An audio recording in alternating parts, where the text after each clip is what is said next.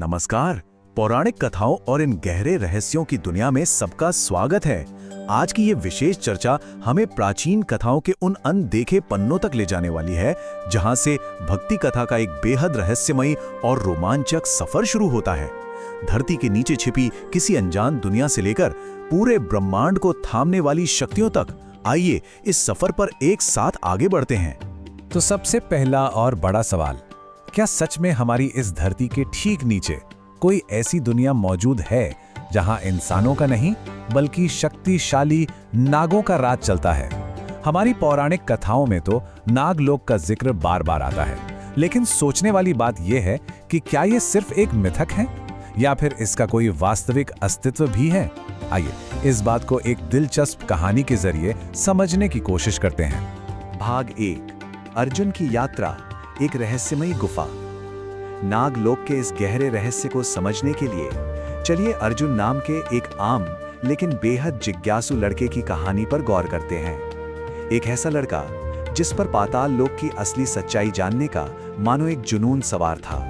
इस सफर की शुरुआत होती है सच्चाई की खोज के उस अंतहीन जुनून से। फिर सामने आती है दूसरी और सबसे बड़ी चुनौती, उस पौराणिक गुफा को खोजना जिसके बारे में सदियों से कहा जाता रहा है कि इसका रास्ता सीधा नागलोक की तरफ जाता है। और फिर उस रहस्यमयी अंधेरे और अनजान गहराइयों में कदम रखना। यकीन मानिए, ये एक ऐसी दुनिया की तरफ बढ़ना था जिसे पहले किसी ने नहीं देखा था। अब यहाँ एक सस्पेंस आता है। उस गुफा में जाने के बाद अर्जुन के साथ आखिर हुआ क्या? क्या वो सच में नागलोक पहुंच गया था या फिर वो सब सिर्फ और सिर्फ एक भ्रम था? सबसे चौंकाने वाली बात तो यह है कि अगर कोई इंसान उस लोक में चला भी जाए तो क्या वहां से जिंदा वापस लौटना मुमकिन भी है? सोचने वाली बात है। भाग 2, शिव और वासुकी, नागों के राजा।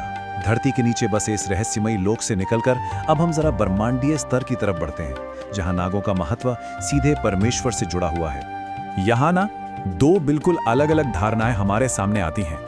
एक तरफ तो धरती के नीचे मौजूद उस भौतिक नागलोक का विचार है, जो कि एक बेहद डरावना और रहस्यमयी स्थान माना जाता है, और दूसरी तरफ है वो दिव्य ब्रह्मांडीय नाग रूप जो इस पूरी सृष्टि के संतुलन को बनाए रखता है। मतलब एक ही जीव भय का भी प्रतीक है और परम भक्ति व संतुलन का भी।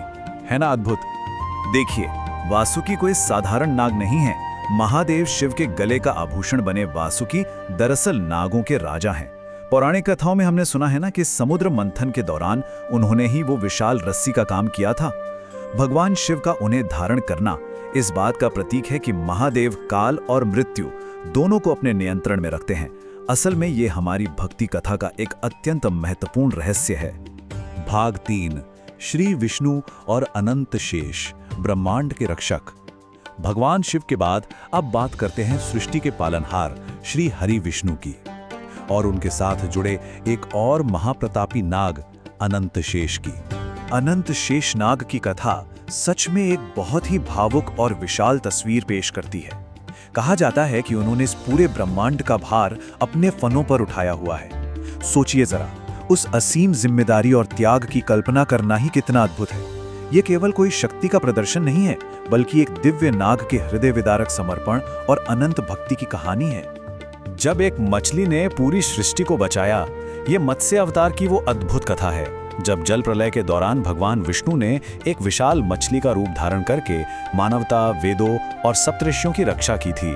ये पूरी घटना हमें साफ तौर पर दर्शाती है कि ब्रह्मांडीय शक्तियों का हस्तक्षेप किस तरह सृष्टि को विनाश से बचाता है। भाग 4, अमर और दिव्य रक्षक, हजारों साल से जीवित। सृष्टि की रचना और बचाव की इन विशाल कहानियों के बाद चलिए अब उन रक्षकों की बात करते हैं जो हमेशा इस धरती पर मौजूद रहे हैं और जो हमारी मान्यताओं के सबसे मजबूत स्तंभ हैं। इन दिव्य रक्षकों में सबसे पहले आते हैं महाबली पंचमुखी हनुमान, पवन पुत्र का वो शक्तिशाली रूप जिसने पाताल में जाकर अहिरावण का वध किया था। फिर हैं गरुड़ देव, भगवान विष्णु के दिव्य वाहन और नागों के स्वाभाविक प्रतिद्वंदी।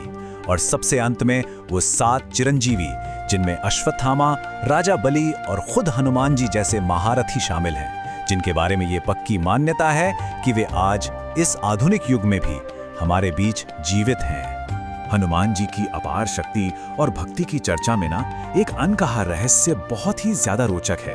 एक कथा के अनुसार जब भगवान राम का इस धरती से जाने का समय आया तो यमराज को रोकने के लिए हनुमान जी दरवाजे पर पहरा दे रहे थे।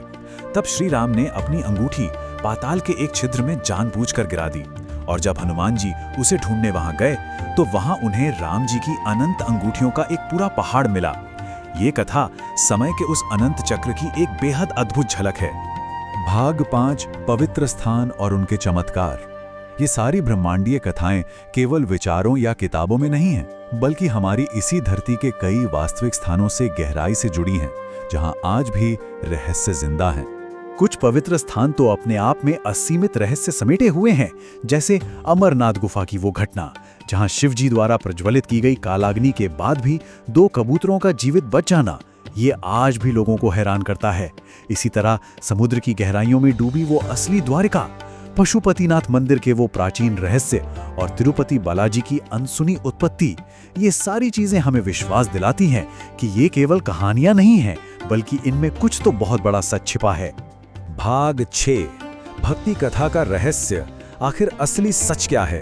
धरती के इन चमत्कारों से लेकर ब्रह्मांड के रक्षकों तक का ये पूरा सफर अब हमें उस मुख्य पड़ाव पर ले आता है जहां हमें इन सभी कहानियों के असली अर्थ को गहराई से समझने की आवश्यकता है।